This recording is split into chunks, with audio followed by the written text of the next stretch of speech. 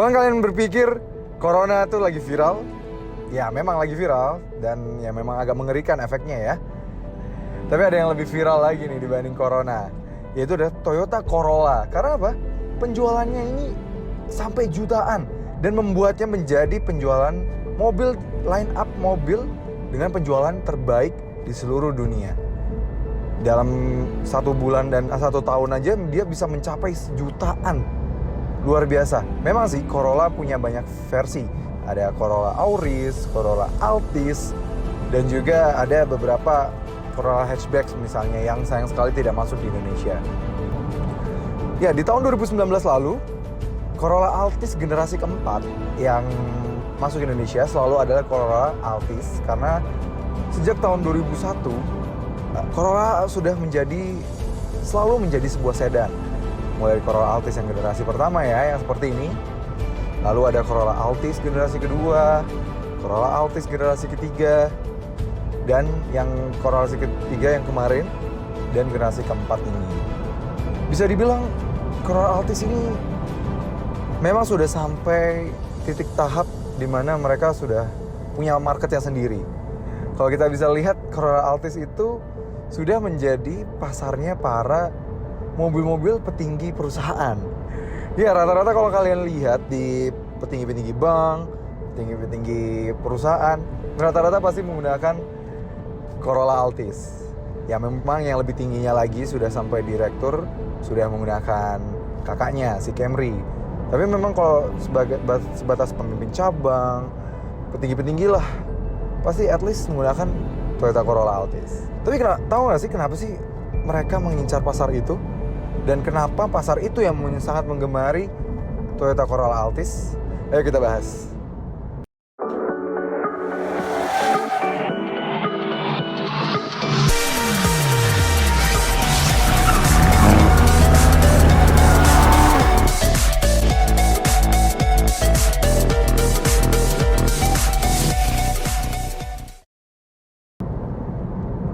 Ya, Altis nih sangat enak banget untuk dipakai di dalam kota.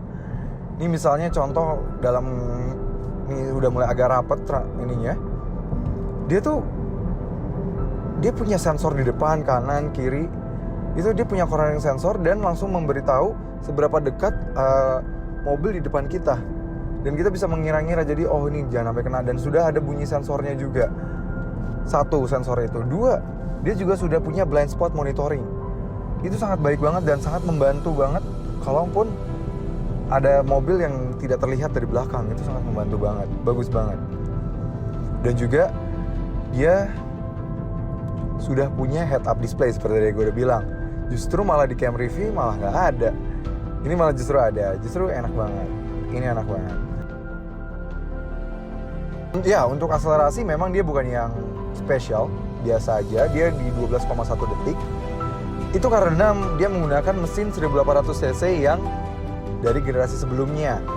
Dan mesinnya juga tanpa turbo dan juga natural aspirated dan menggunakan CVT yang membuatnya tidak terlalu spesial, sehingga memang agak cukup kesulitan untuk berakselerasi dan kalah dibandingkan rival-rivalnya.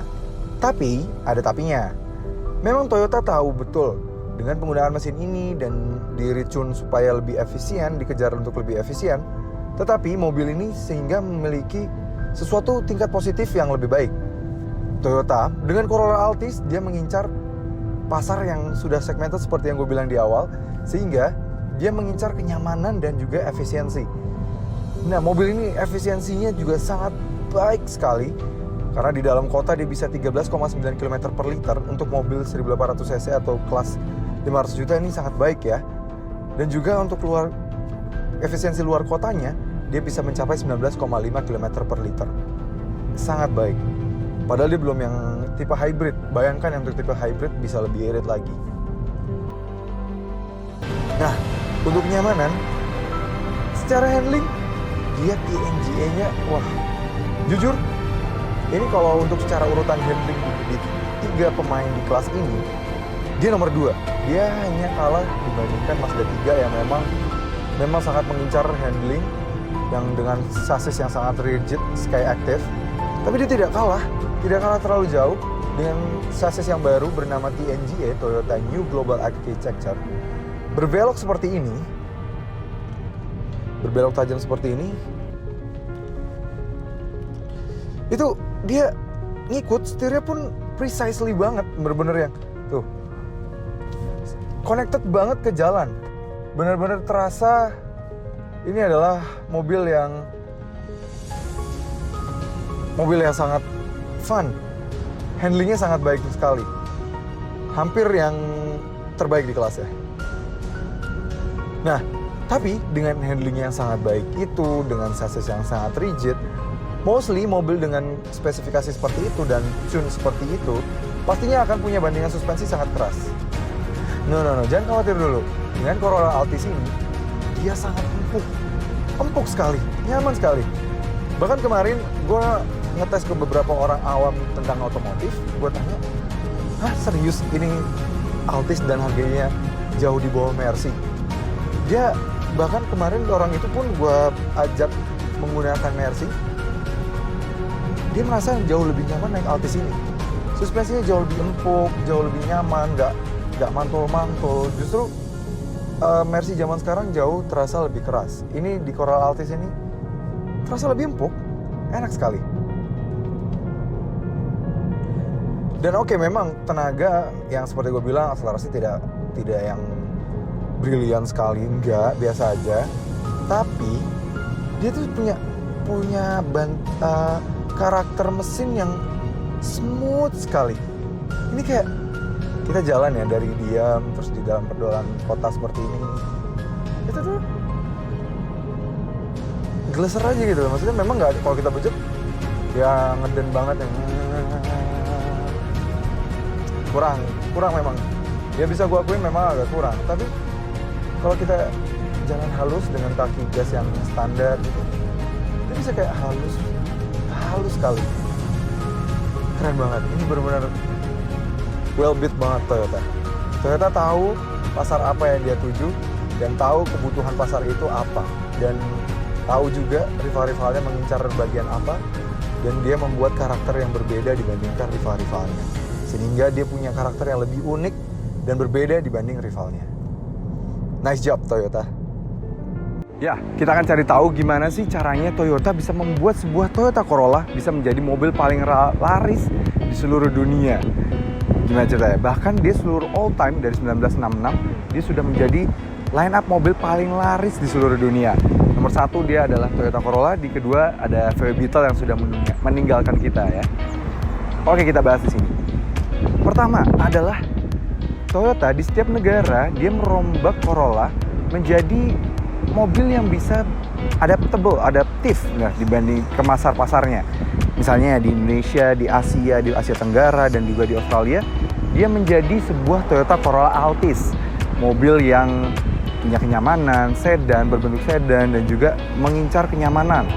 Misalnya juga di Jepang, di Eropa, dia bentuknya hatchback yang punya karakter bantingan yang agak sedikit keras dan juga sangat sporty, dan bentuk desainnya seperti ini. Dan di Asia seperti ini, dan di Amerika lebih ke sedan juga, dan bentuknya seperti ini. Jadi Toyota seperti punya ramuan khusus untuk Corolla, dan di tiap negara, walaupun namanya sedikit berbeda di Indonesia, tapi tetap menggunakan badge Corolla, tapi dibedakan sedikit depannya. Oke, ini mobil ini sendiri sudah meluncur di tahun 2019 akhir, dan desainnya sangat cantik banget. Yang gue paling suka di sini adalah dia menggunakan TNGA terbaru, dan itu sangat keren. Oh ya, bahkan Corolla tipe V ini, Corolla Altis tipe V, justru lebih worth it dibandingkan Toyota Camry yang tipe V, yang sama-sama non-hybrid ya. Keduanya kini sudah punya tipe hybrid. Camry tipe hybrid sudah ada, tapi tipe V juga sudah ada. Dan ini Altis tipe V sudah ada, Altis tipe hybrid pun juga sudah ada.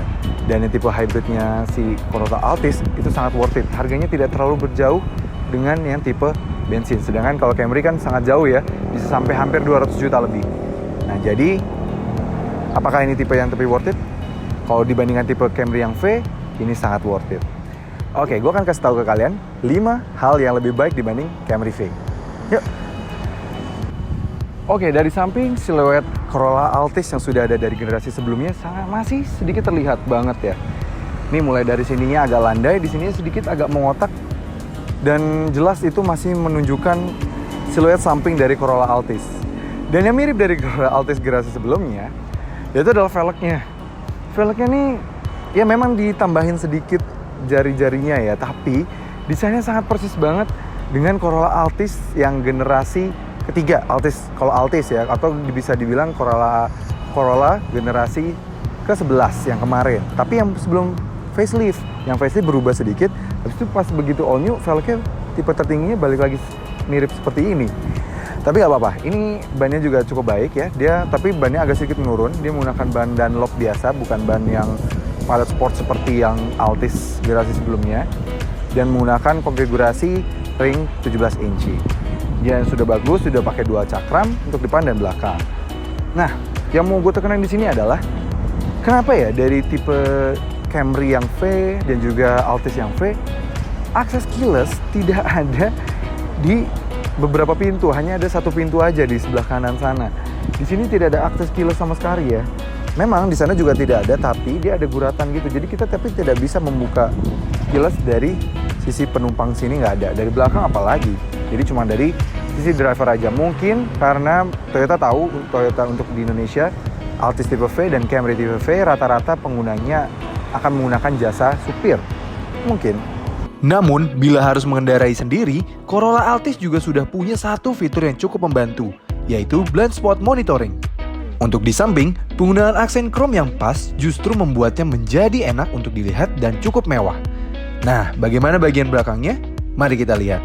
Ya, desain Altis yang baru ini memang masih mirip-mirip banget ya sama Altis yang sebelumnya. Dia kayak punya pantat yang bagian belakang yang jauh lebih besar. Dan juga dia membulat gitu ya, mengotak di bagian belakang semi membulat. Jadi kesannya jauh lebih baik, lebih bagus. Oh iya, dia sudah menggunakan antena yang di-embed langsung ke kaca. Jadi tidak ada antena shark fin antena. Nah, yang terakhir, di Altis dia sudah menggunakan lampu LED. Di Camry, lampunya untuk remnya masih belum LED. Camry harganya 600 jutaan. Nah, kalau itu tadi beberapa hal yang lebih bagus daripada Camry. Nah, tapi ini ada beberapa hal yang justru menurun di generasi ini. Nah, pertama, dia kini nggak ada lagi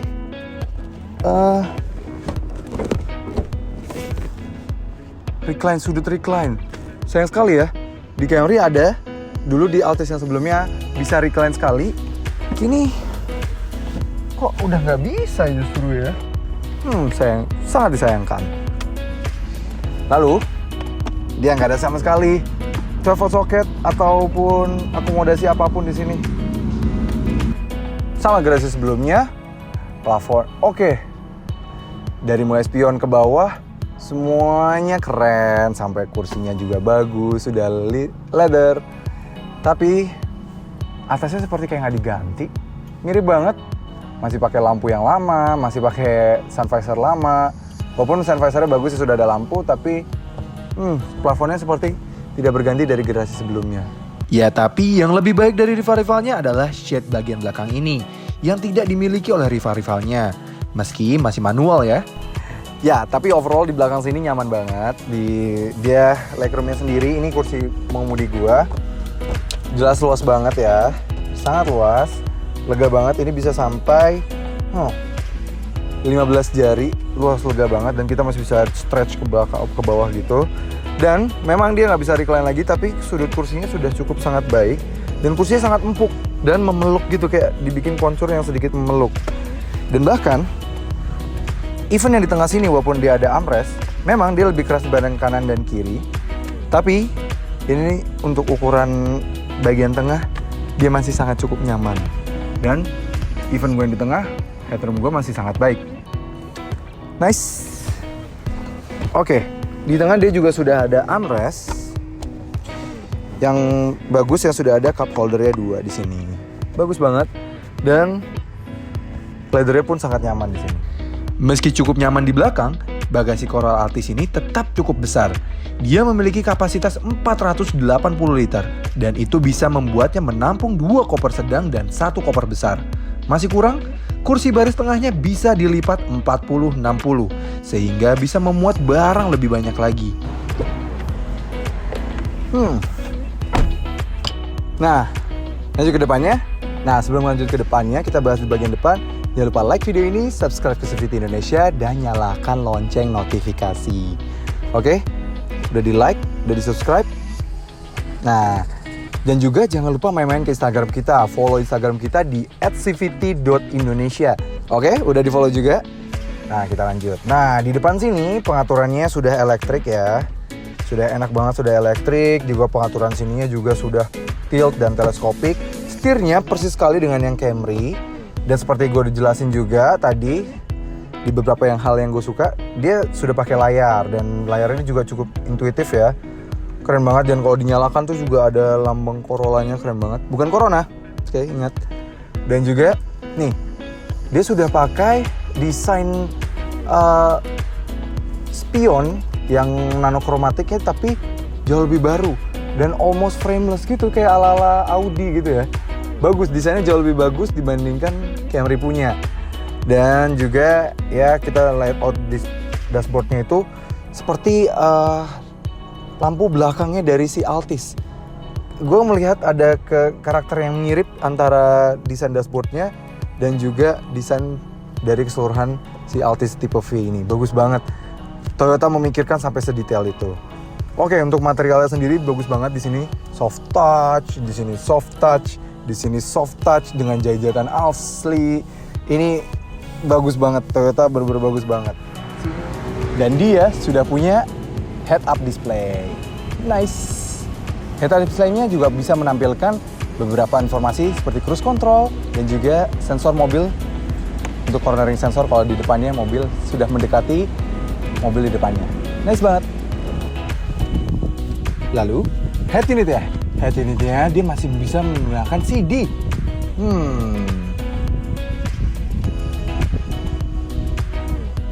Menarik. Selain itu, head unitnya juga bisa menggunakan memutar browser dan menggunakan WiFi dari HP kita. Ya, head unitnya jauh lebih canggih, dia bisa YouTube juga. Nah, selain itu, speedometer ya jauh lebih canggih dan lebih lengkap terasa. Di sini dia juga sudah pakai layar yang bisa kita ganti-ganti, bisa melihat tampilan eco dan juga cruise control kita, dan juga bisa diganti warnanya. Karena kalau kita ganti warna sport, dia bisa menjadi berwarna merah. Merah itu racing. Keren banget. Satu fitur lagi yang gue suka adalah dia mobil harga 501 juta, dia belum ada autolock-nya. Jadi cukup bahaya nih. Gue kalau di jalan, gue bisa diambil. Bang, ampun, bang. It was at this moment that he knew. Oke, sampai juga ke kesimpulan dari review all new Toyota Corolla Altis tipe V ini. Bisa disimpulkan, Toyota memang berhasil kembali meracik sebuah Toyota Corolla untuk kembali laris di seluruh dunia. Memang pasarnya tidak besar di Indonesia karena pasar sedan masih terganggu, tersandung oleh masalah pajak.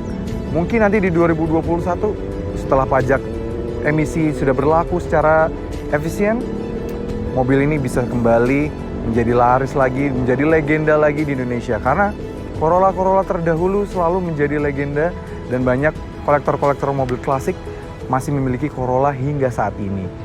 Karena nilai sejarahnya yang panjang dan juga mobil yang cukup enak sejak dari dulu dan handal, reliable sejak dari dulu kala. Itulah yang membuat para mobil Corolla ini tetap laris dan tetap diingat oleh orang-orang di Indonesia, walaupun sekarang memang tidak selaris dulu lagi. Oke, sekian review dari gua kali ini. Terima kasih sudah menonton CVT Indonesia. Jangan lupa like video ini, subscribe ke CVT Indonesia, dan komen bagaimana pendapat kalian tentang Corolla Altis tipe V yang terbaru ini. Dan juga share ke teman-teman kalian, siapa tahu teman-teman kalian lagi mencari pasar sebuah sedan.